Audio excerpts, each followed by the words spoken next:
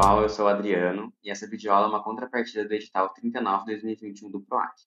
Eu sou formado em Arquitetura e Urbanismo e hoje atuo como designer gráfico. Eu participei da criação da revista Posto 68 como produtor editorial e designer gráfico entre 2020 e 2022. A proposta dessa videoaula é mostrar a conceituação, elaboração e finalização de um material editorial, que é uma forma de propagar informações, tanto de grupos como de artistas independentes, coletivos artísticos, pesquisas artísticas ou científicas. O objetivo dela é possibilitar que, de maneira fácil e rápida, vocês possam criar materiais editoriais e peças que facilitem a apreensão e a distribuição do seu trabalho, para que alcance um público maior. Nessa videoaula, vamos tratar dos seguintes tópicos: uma breve história do material impresso, alguns exemplos de materiais físicos e digitais, a conceituação do material impresso e, no final, uma proposta de exercício.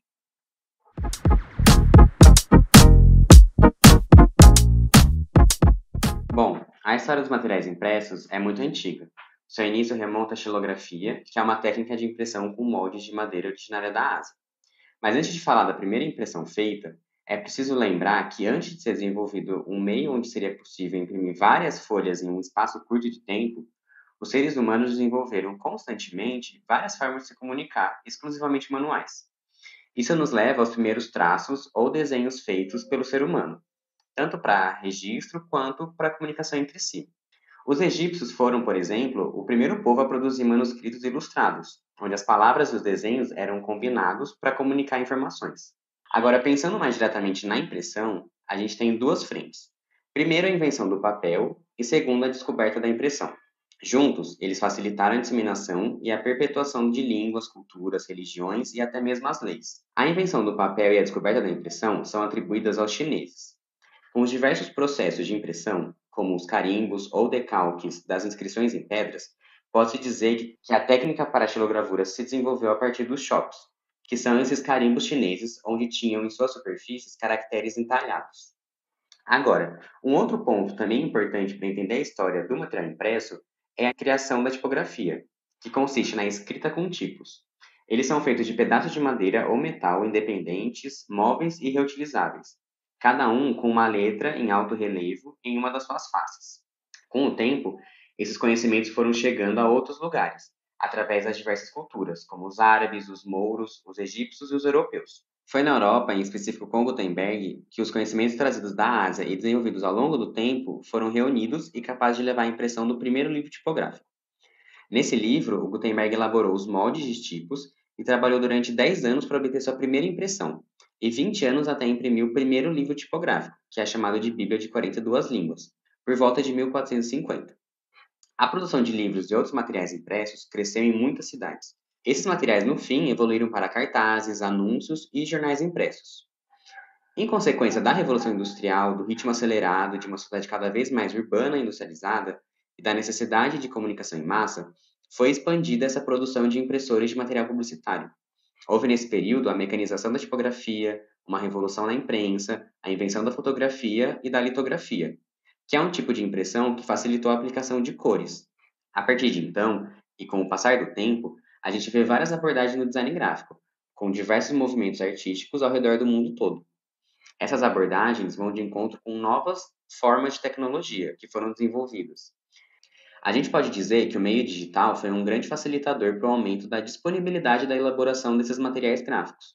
A revolução digital propiciou novas formas de se pensar e fazer o design gráfico, com novos processos e recursos. Até aqui, a gente viu como o material impresso, ao longo do tempo, serviu como propagador de ideias, saberes, culturas e informações no geral. Ele pode ser um livro, uma revista, um folheto, uma propaganda. Então, ensinar a elaborar um material impresso parte justamente dessa ideia e vontade de aumentar a possibilidade de acesso desse meio para todos. Nessa parte da videoaula, vamos ver algumas referências de materiais editoriais e, a partir deles, entender a importância para o trabalho e como eles foram pensados e elaborados. A gente vai ver referências de materiais físicos e digitais, de artistas, coletivos e espaços artísticos. O primeiro é o livro Na Borda, de 2012, que reúne o trabalho de 9 coletivos da cidade de São Paulo que produzem e discutem sobre temas artísticos e múltiplos do espaço urbano. Por se tratar de um livro, a gente pode identificar uma estrutura mais tradicional das páginas, com os títulos, subtítulos, corpo do texto, numeração das páginas, imagens e legendas. O segundo exemplo é a revista Posto 68. Ela é composta por um grupo de estudantes de graduação e pós-graduação e recém-formados. A revista é temática e semestral, e ela busca discutir assuntos contemporâneos com ênfase no entrelaçamento da arte, da arquitetura, da cidade e da cultura. O número 4 teve como temática os vários colapsos.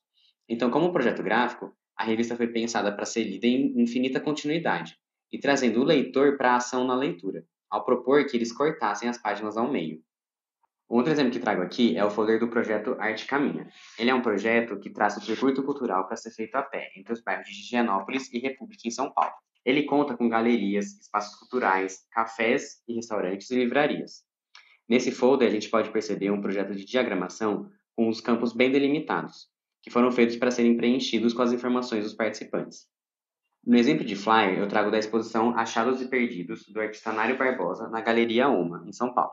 Aqui a gente tem um material com apenas uma folha, impresso frente e verso, onde na capa estão presentes o título da exposição, o nome do artista, uma das obras e o site da galeria. No verso, as informações da exposição, como dias, hora e local, texto do curador da exposição e o logo da galeria. Esses foram exemplos de materiais já impressos. Agora eu vou passar para os materiais digitais e vou mostrar duas plataformas onde sempre busco referências, onde é possível publicar o material realizado de forma online e gratuita. É o caso do ISU e do Behance. Os exemplos digitais vou mostrar de forma mais rápida, já que o foco dessa videoaula é conceituar e mostrar a forma de se realizar o material para ser impresso.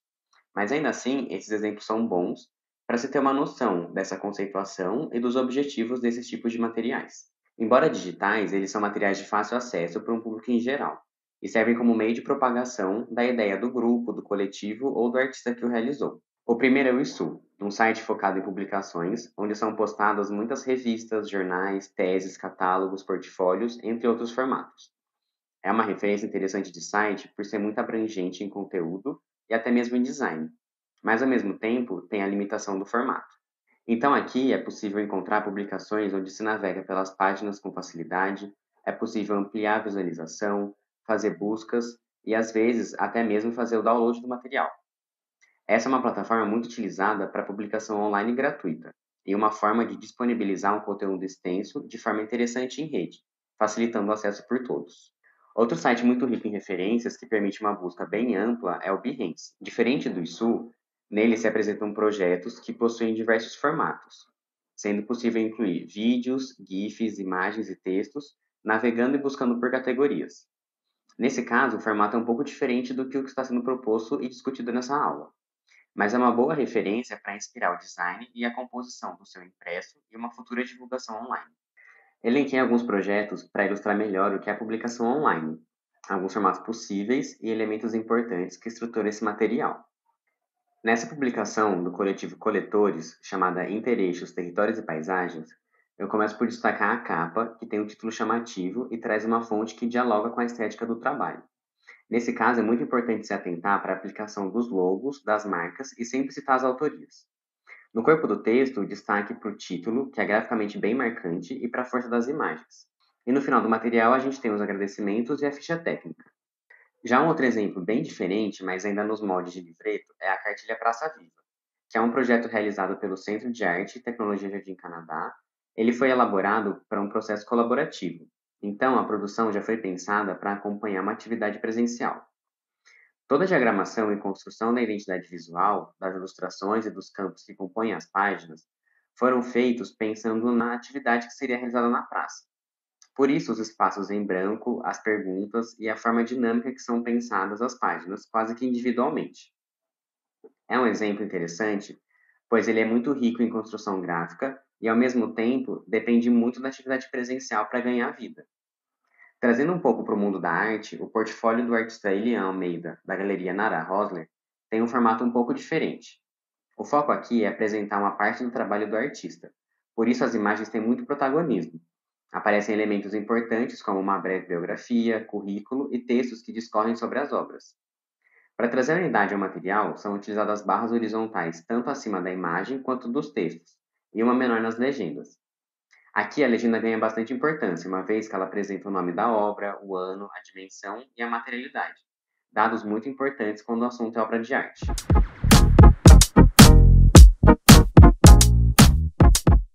Agora a gente vai passar para a conceituação do material em si. Que informações são necessárias? Qual o objetivo desse material? Também é necessário pensar no investimento de energia e dinheiro desse material, porque o tipo de papel, a quantidade de exemplares e até a quantidade de pessoas envolvidas, tudo isso impacta significativamente na fabricação dele. Aqui eu elenquei alguns tópicos para podermos iniciar. O objetivo é falar sobre o grupo, o coletivo ou um artista?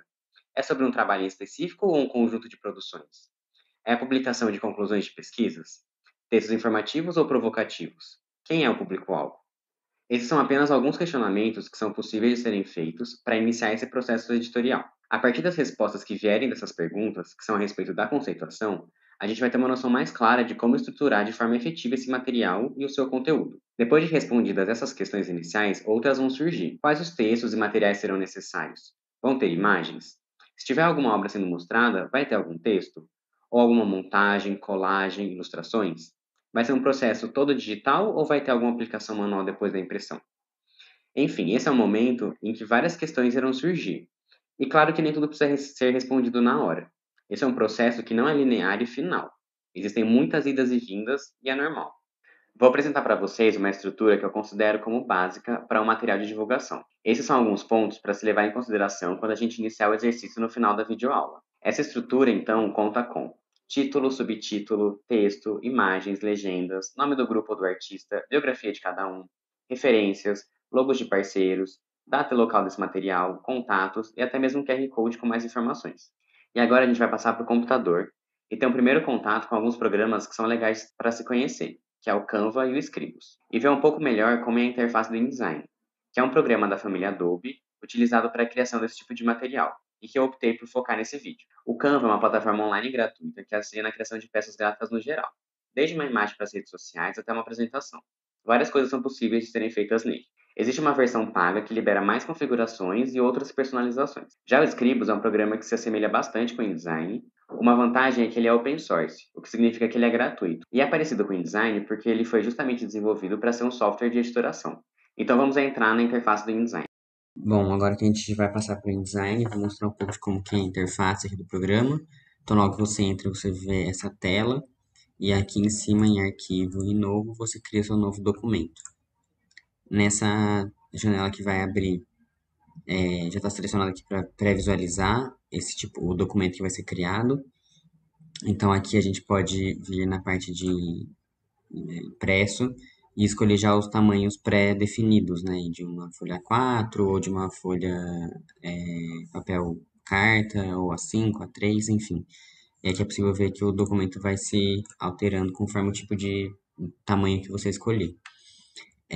Nessa parte é possível renomear o documento, então a gente consegue já definir o nome para ele, o tamanho então de largura e altura, as unidades que são possíveis de mexer aqui no computador. Nesse caso a gente vai usar ou milímetros ou centímetros para manter um padrão nosso. A orientação, se ela é retrato ou paisagem. O número de páginas já é possível colocar algumas, então, por exemplo, 5 páginas no documento, se vão ser páginas espelhadas ou não.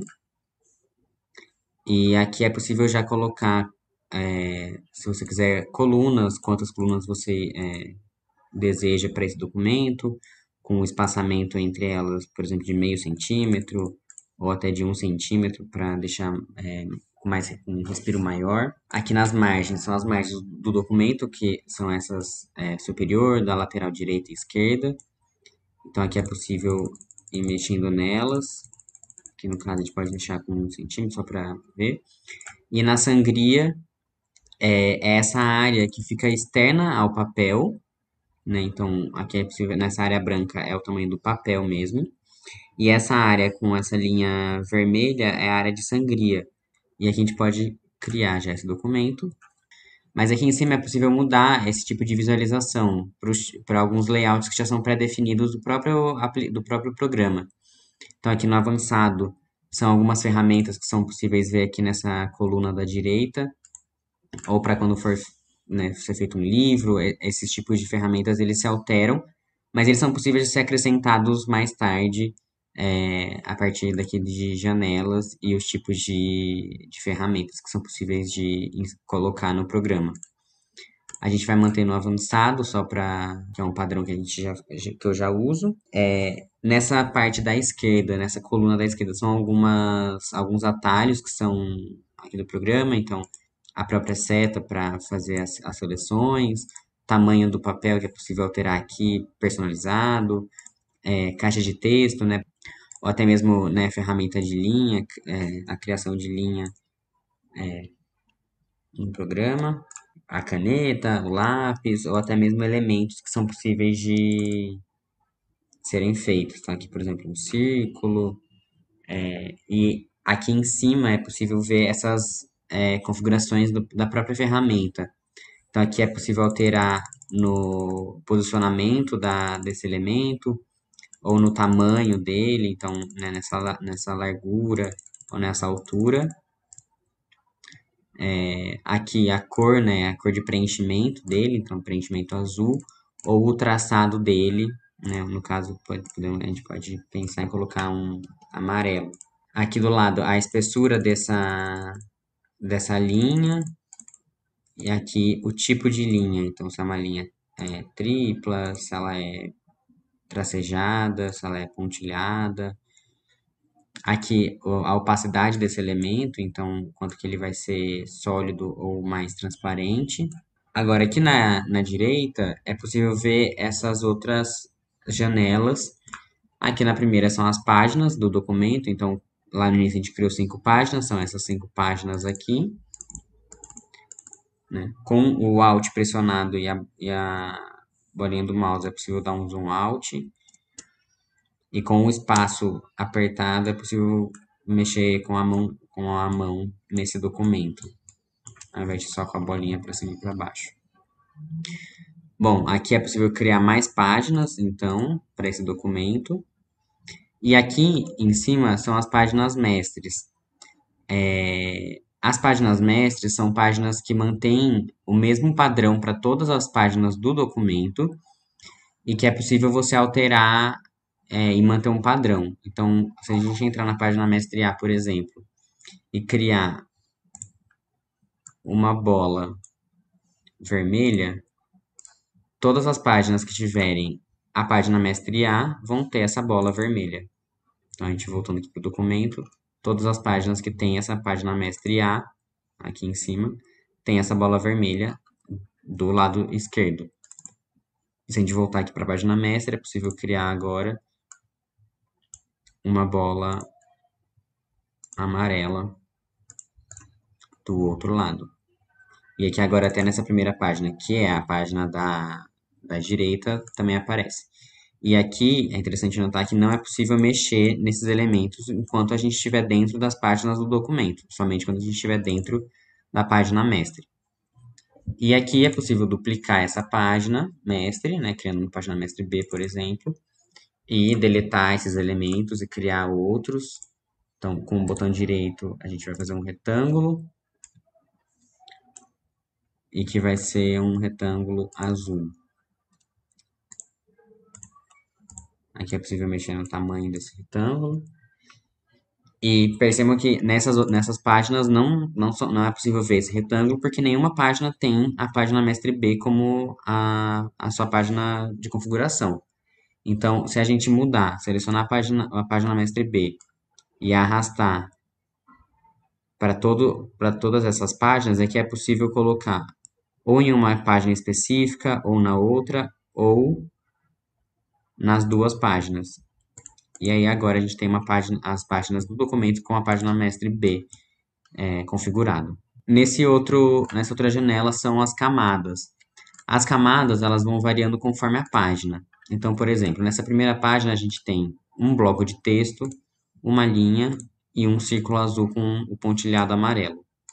Esses 3 elementos que estão na página e que são só dessa página, eles são camadas dessa página. Então, aqui é possível colocar os elementos ou na frente ou por trás uns dos outros. Então, por exemplo, aqui o nosso círculo azul com um pontilhado amarelo, ele é o que está por cima de todos.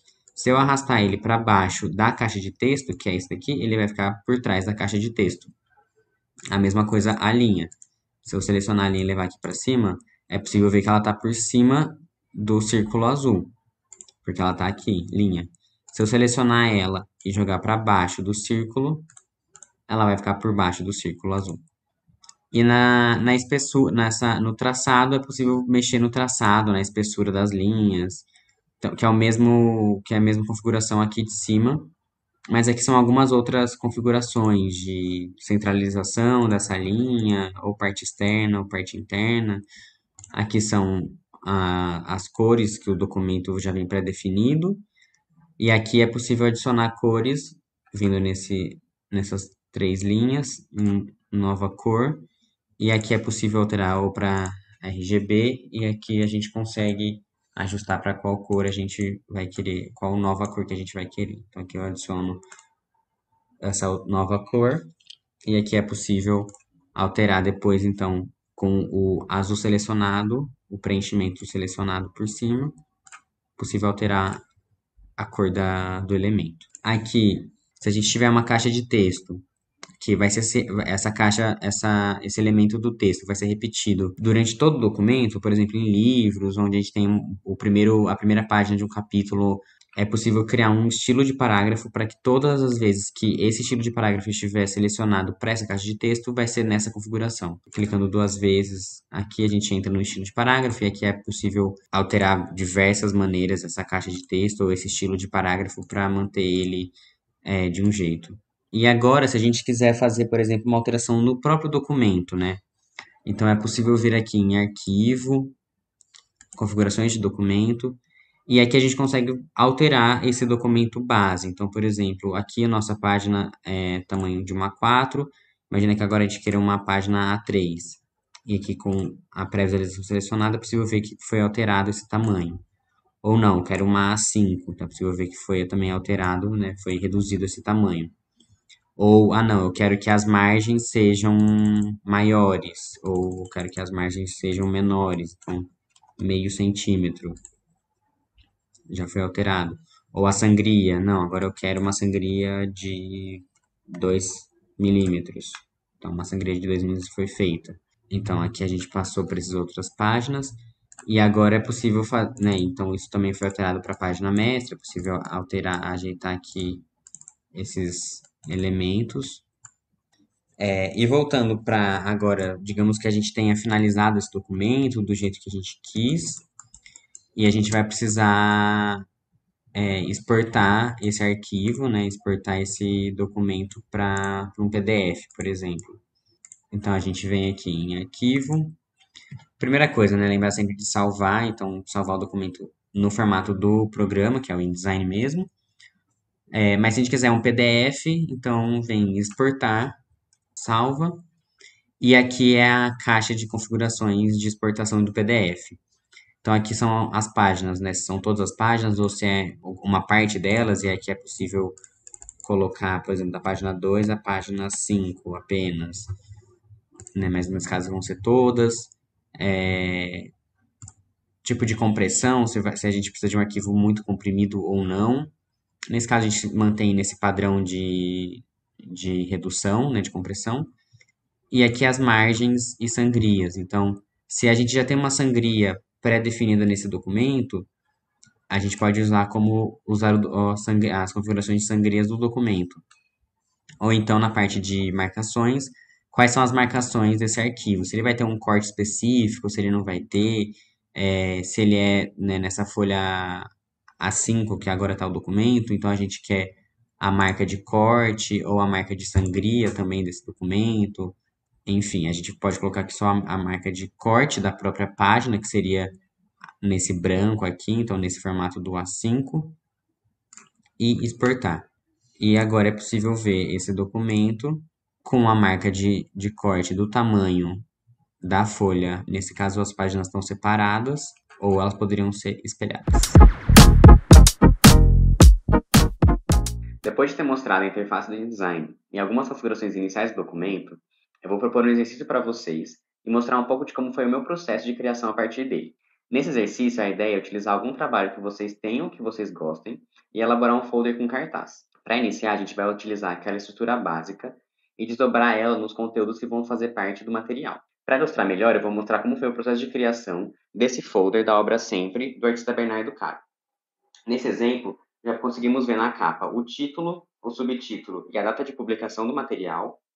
Quando a gente abre, um texto explicativo da obra com as referências embaixo. No verso, a biografia do artista, um QR Code que leva para o documentário que foi feito sobre a obra, um logo do Instituto do Artista, e quando a gente abre o folder completo, uma imagem da obra instalada. Nesse documento, eu respondi algumas das questões para iniciar a parte de conceituação do material e entender melhor quais seriam os objetivos dele. E depois eu organizei as informações que vão estar nesse folder. Então, a primeira coisa que foi estabelecida foi o tamanho dele fechado e como seriam as dobras e ele aberto. Então, aqui eu configurei o documento, dupliquei as páginas, criei as colunas e comecei um processo de experimentação, com o título, o subtítulo, as imagens que poderiam estar na capa, defini uma única fonte para esse material e fui para a parte de dentro, do texto que explica um pouco do processo da obra. É um texto que foi escrito com base na tese de doutorado do artista. E aqui também experimentei um pouco os pesos da fonte, os espaçamentos, a diagramação. Depois fui para a contracapa e inseri uma mini biografia do artista e outras informações, como o QR Code para o vídeo, o logo de parceiros, endereço. Inseri a data em que o material foi elaborado e fiz os últimos ajustes. Eu exportei esse arquivo em PDF para depois juntar com a outra parte, que é a do pôster. Nessa parte, eu criei, então, um arquivo que seria o final e pronto para impressão. Ele é o dobro do outro, porque assim conseguiria juntar as páginas em uma única folha. Então, aqui dá para perceber que as 4 folhas que eu criei no arquivo anterior agora estão na mesma folha. Lembrando que elas precisam ser invertidas entre elas, porque tem uma dobra no meio, nessa horizontal. Já nessa parte, eu parti para o folder interno e fiz outras experimentações. Mas no fim eu optei pela mais simples, que seria uma imagem estourada da obra. Aqui é importante também lembrar da legenda da imagem. E assim é como ficou o arquivo final. Agora eu fui até as páginas mestre para colocar as indicações de corte e dobra, para a gráfica ver onde seriam exatamente essas partes. Lembrando que a linha tracejada indica uma dobra e a linha cheia indica um corte. Então eu exportei e o arquivo final para impressão ficou dessa maneira. Essa foi a videoaula Produção Editorial, Democratização da Informação através do Material Impresso, onde eu busquei mostrar um pouco do processo de criação de um material editorial focado na divulgação e na democratização da informação. Espero que vocês tenham gostado. Qualquer coisa, podem entrar em contato pelo link e e-mail na descrição. Deixe seus comentários e curtidas e até uma próxima.